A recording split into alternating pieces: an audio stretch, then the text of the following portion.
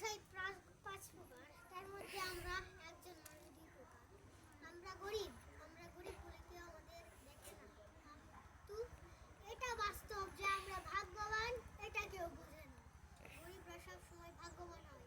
ইতিহাসের পাতাতে এটাই লেখা থাকে যে গরিবরা সবসময় ভাগ্যবান হয়। ইতিহাসের পাতা এটা ছাড়া কিছুই লেখে নেই। ইতিহাসের পাতা একটার পর একটা উল্টাচ্ছি, একটার পর একটা পুরনো কথা বলতে আছি। হ্যাঁ গাইস, এই কথাটা তো সত্যি। বড় লোকেরা কিছুই বুঝে না। টাকা কি করে খরচ করতে হয় এটা বুঝে না, টাকা কি করে জমাতে হয় এটাও বুঝে না, টাকা কিভাবে অপচয় করতে হয় এটাও বুঝে না। মানুষেরা সব সময় টাকা অপচয় করেই থাকে।